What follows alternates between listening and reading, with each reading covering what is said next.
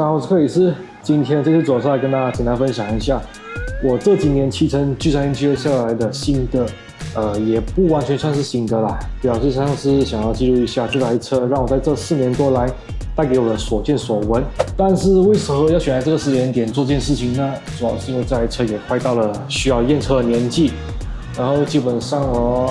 也算是个可以认真来好好考虑换车的一个分水岭。然后那个原因就是说有很大的几率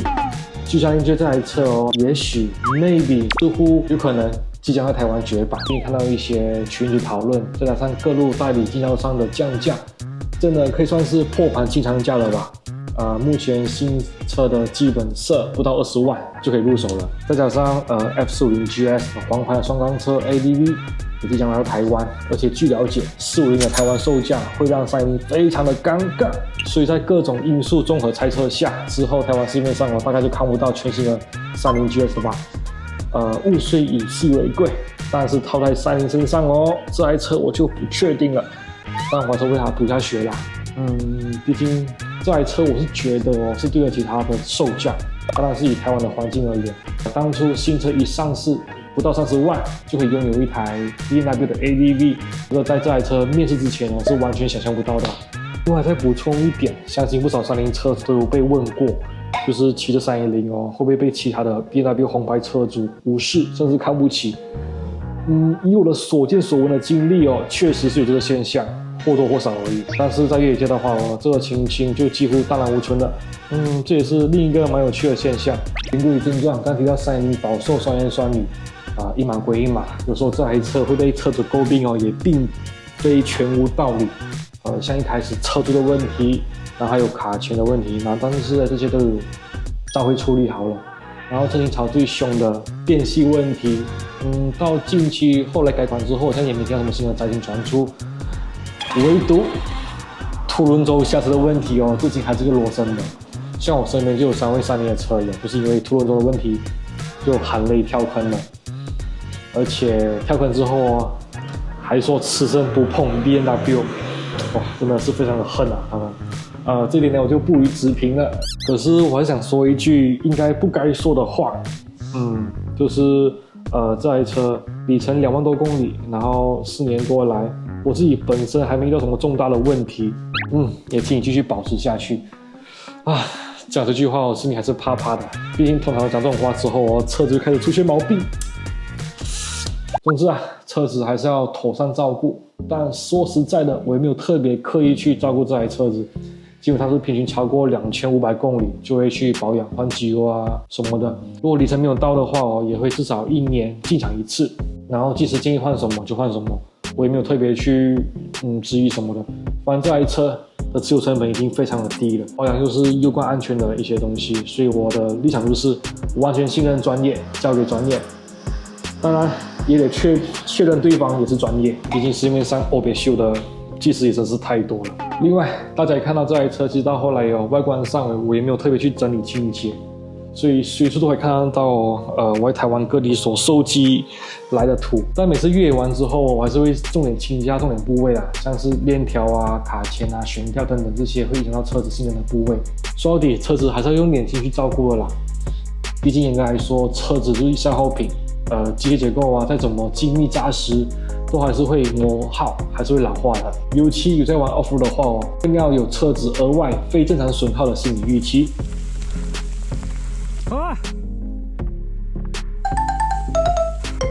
至于我的车主心得嘛，将心比心，如果你的骑车目的或者玩法跟我一样的话，就是偏好领道探索、中距离的远征，然后偶尔挑战重度 off-road 的话，那我可以很负责任的说，这台车真的非常的棒，绝对是及格之上。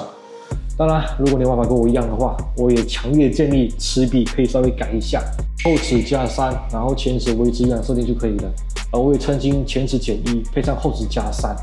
公路巡航骑起来真的会非常的痛苦，尾速紧绷大约是在100左右，再骑下去的话6档转速超过8000转，真的震到快解体了，真的打妹很烫。所以以我现在前16后43的设定算是最符合我骑乘习惯偏好。公路巡航在台湾的用路实际情况可以接受，土路的扭力感也灵敏了许多，讲到土路，我真的不明白310为何在改款之后就不能关掉后轮 OBS。当然有其他办法可以单独关闭后轮 ABS， 但是就是不像第一代那么方便。你看隔壁棚的KTM 390 ADV 小改款也是更趋向的 off-road 设定，回头看看310一次改款就似乎把定位偏回来公路了。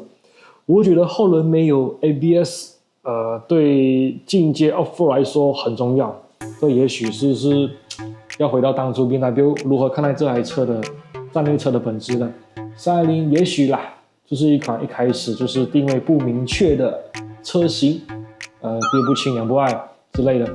但其实310 GS 在原厂设定下，公路骑乘是舒服的，所以是不是悬崖勒马，浪子回头？所以改款就直接把它趋向回公路，也算是美事一桩吧。因为310真的不像 KTM 390 ADV 一开始就是用 Rally 车架去生产390，再加上后来的改款看得出同样是战略车的390 ADV 一开始做公路车冒险定位，相比之下我认为就比310明确很多。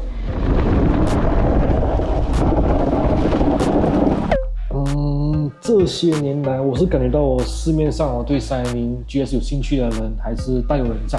因为我还是会时不时收到私讯询问我意见，但基本上我做的回应就是说到经销商去夸一下，可以的话就还是试乘一下。因为一台车对你来说适不适合合不合适决定的因素实在太多了，而且很多时候是当你拥有一台车之后，要过一段时间也许才能够确定它到底适不适合你。OK， 总之呢，浓缩下来我这几年对310 GS 的感受心得，整体上我是真的满意的，然后外形是我菜，尤其是我当初第一眼看到310 GS 实车的时候那种可以说是真是心花怒放啊。而且 BMW 信仰价值是免不了的，毕竟非日常需求骑车很大的程度就是求个浪漫，个人情怀的摄入一定不浅。现实层面来看的话，那就是持有的成本低，车子轻松玩，然后车子轻，然后在土路玩起来也比较没有压力，动力也不大，所以没有 TC 也没有特别的感觉。干到土路油门大补灌到底也未必会打滑的那种程度。没错，动力就是那么的虚，没有比较就没有伤害。体验过工程机的动力后，真的就回不去了。但黄牌 ADV 还是符合我目前的需求以及能力范围。然后在台湾大部分叫出名字的领道310基本上都是游刃有余。至于叫不出的名字的一些 Hard Enduro 领道，以 ADV 来说，310真的还是比较有优势的。如果你敢骑310，在众多 Off-road 的话，它的侵略性是不会输给各厂牌的旗舰 ADV 的。但如果你是把310当成领道车来骑的话，那我真的建议前后悬吊必改，因为原厂的前叉是绝大车主都公认的软脚，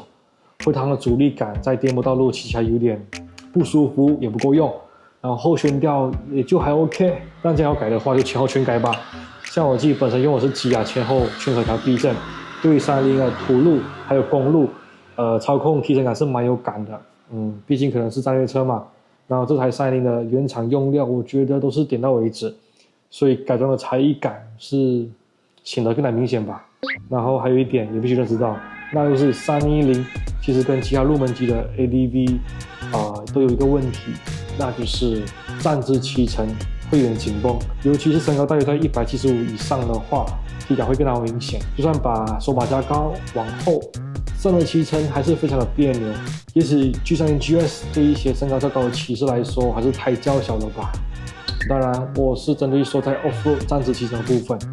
这应该也不算是缺点吧，应该算是车子新生的 size 就是这样子。但也是就是因为这样娇小更让轻，在 Off-road 的容错率也比大型 ADV 来得更高，更加能够为所欲为。尤其在 Off-road 的上坡起步的优势真的310超有感。不像一些大型 ADV 上坡卡住的话，很多时候都要倒退回平地再重新来过。310真的是太任性了。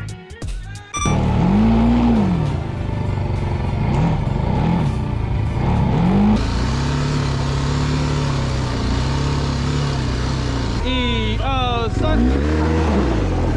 哎呀！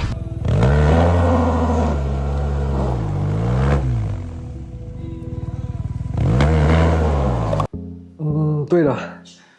这台车还有一个特点哦，也是绝大车主所公认的，也就是它的起步衔接真的很容易熄火。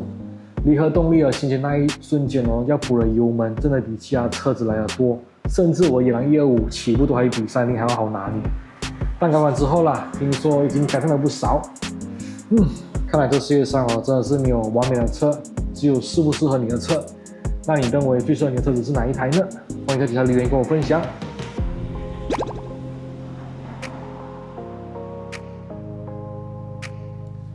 最后，也很感激G3GS这台车，带我看到不同的世界，也带我认识了很多很棒的冒险玩家，真的 ，Thank you。所以今时今日，新手 ADV 冒险玩家到底适不适合入手G30GS？我平心而论，以黄牌级距的持有成本、妥善率，还有综合性能跟潜力来看，G30GS 还是非常适合新手入坑的。至于 F450GS 到底值不值得观望，耐不耐操，妥善率可不可靠？我也是一个很大的问号，毕竟 BMW 第一台黄牌战略车，在早期那几批确实让太多车主失望了。虽然改款之后也没传出什么新的灾情，但怎么说，G30GS 应该已经注定不是长青车款了吧？总觉得310会慢慢消失在这个百花齐放的 ADV 洪流之中。OK， 我是克里斯，今天的影片就这样子啦，我们下次见，拜。